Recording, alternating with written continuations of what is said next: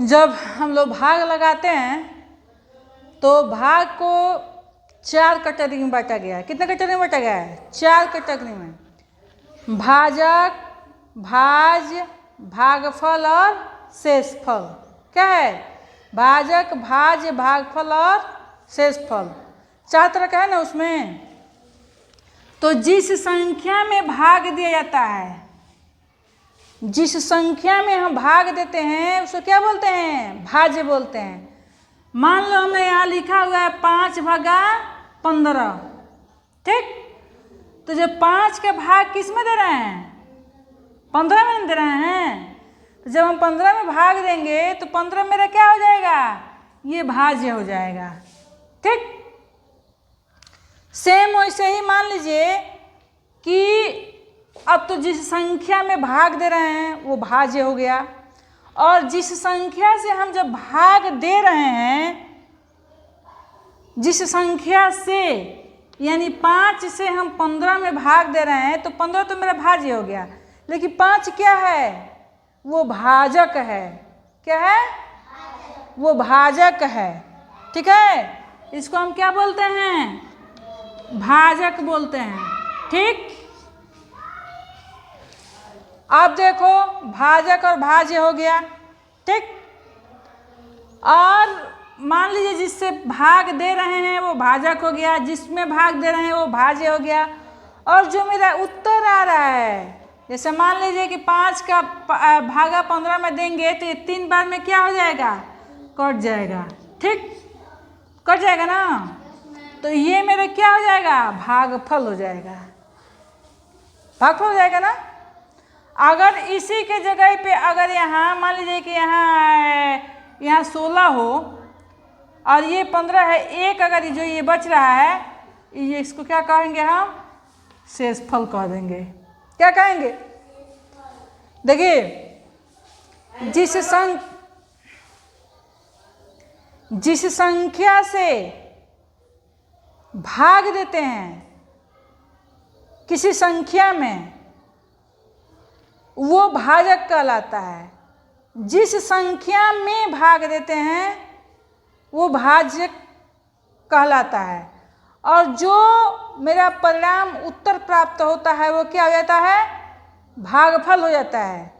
और जो घटाने के बाद शेष बचता है वो क्या हो जाता है? मेरा शेषफल कहलाता है।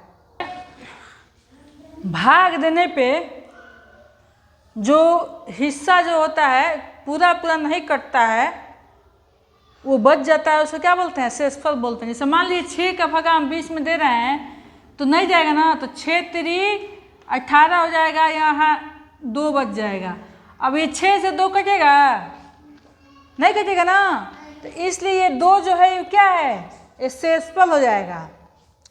और भाग का एक बहुत बढ़िया नियम है, किसी संख्या में जब हम 10 से भाग देते हैं, क्या करते हैं? किसी संख्या में हम 10 से जब भाग देते हैं तो जो सैकड़ा होता है वो दहाई में बदल जाता है। किस में बदल जाता है? दहाई में बदल जाता है। और जो दहाई होता है वो किस में बदल जाता है? इकाई में बदल जाता है। किस में बदल जाता है? इकाई में बदल जाता है। और जो इकाई मतलब जो इकाई का अंक होता है वो क्या होता है? शेषफल हो जाता है। कितना बढ़िया है, समझने वाली बात है कि जब हम 10 से किसी संख्या में भाग देंगे तो जो मतलब सैकड़ा होगा वो दहाई में हो जाएगा, जो दहाई होगा वो इकाई में हो जाएगा, और जो इकाई होगा वो शेषफल में आ जाएगा। ठीक है, समझ में आ रहा है? साल करते हैं 64/8, ठीक। तो 8 का पहाड़ा हम उतने बार पढ़े हैं कि या तो इसके बराबर नहीं तो इससे कम आना चाहिए, ठीक है। या तो इसके बराबर आ जाए और नहीं तो इससे कम आ जाए। तो चलो 8 का पहाड़ा हम शुरू करते हैं। 8 का नाम 8, 8 दूनी 16, 8 तरीके 24, 8 चौको 32, 8 पच्चे 40, 8 छक्के 48, 8 सत्ते 56, 8 अट्ठे 64। 8 अट्ठाई क्या होता है? 64। बहुत ही अच्छा, देखो कितना बढ़िया सवाल है ये। 8 बार में जब हम पढ़ रहे हैं तो यहाँ क्या हो जा रहा है, 64 हो जा रहा है। अब इसको जब लगाने का तरीका है वो क्या है, इसमें से इसको हम घटाएंगे तो 4 में से 4 जाएगा, कितना बचेगा। मान लीजिए कि आपके पास 4 रोटी है, ठीक, 4 रोटी आपके पास है और आपको भूख लगा है, वो चारों रोटी आप खा गए, तो आपके पास कितना रोटी बचा है, कुछ नहीं, एक और ना बचल ना, तो उसको बोलते हैं कुछ नहीं बचा। क्या बचा, कुछ नहीं बचा ना, तो इसलिए हम यहाँ कुछ नहीं का मतलब 0 लिख देंगे, ठीक।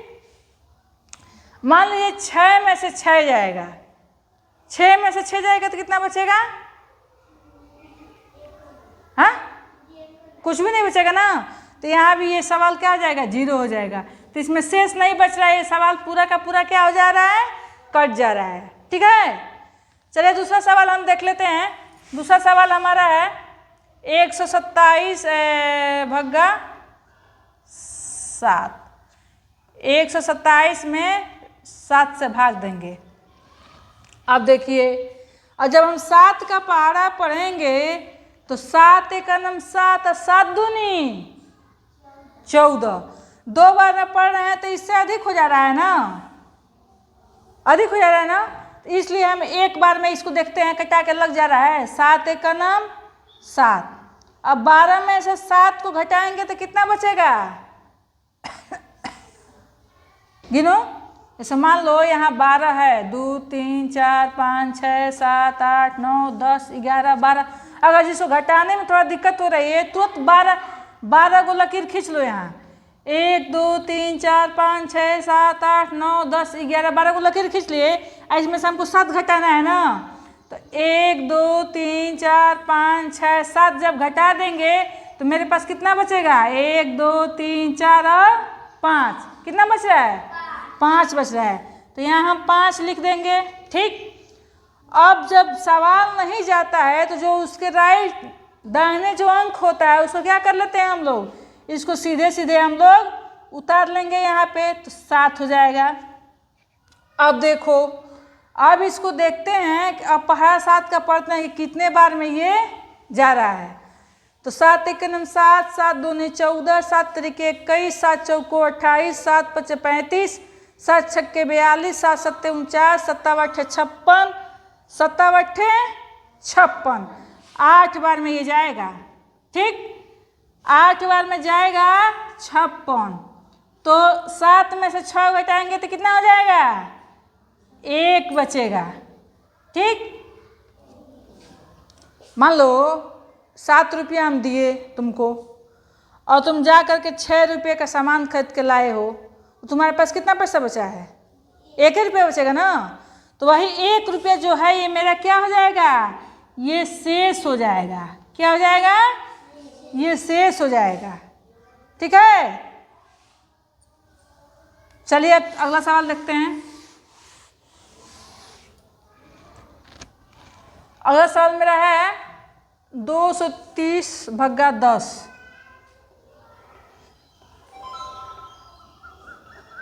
चलिए अब 10 का पहाड़ा हम पढ़ते हैं तो 10 एक नम 10, 10 दूनी 20, ठीक। और 3 में से 3 यहाँ उतर जाएगा, ये हो जाएगा, ठीक। और 10 तिहाई 30। देखो पहले हम बताए हैं ना कि किसी संख्या में 10 से भाग देने पे अगर वो संख्या सैकड़े में है तो उसका आंसर किस में आता है, दहाई में हो जाता है। किस में हो जाता है, तो यहाँ इक्याई और दहाई 2 अंक में हो गया ना, 2 अंक में निकला है और शेष भी नहीं बचा है, पूरा का पूरा कट गया है, कटा है ना, तो ये दहाई में हो गया। चलिए अगला सवाल देख लेते हैं। अगला सवाल है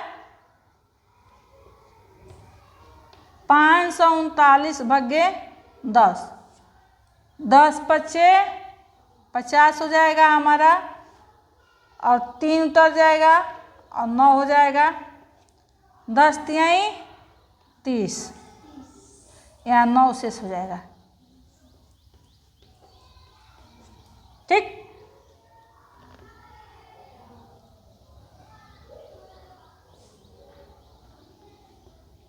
53 का 530 नंबर, हाँ, तो ये क्या आ जाएगा, ये 9 शेष। देखो जब इससे कम आ जाए यहाँ शेष, ठीक है, इससे कम यहाँ आ जाए तो उसको आप आगे बढ़ने की कोशिश नहीं करेंगे, उसको हम शेष मान लेंगे, ठीक है। तो इसलिए ये सवाल समझ में आ गया ना, सभी लोग इसको देखिए और इससे संबंधित और सवाल जो है वो आप लोग लगाइए, ठीक है। चलिए।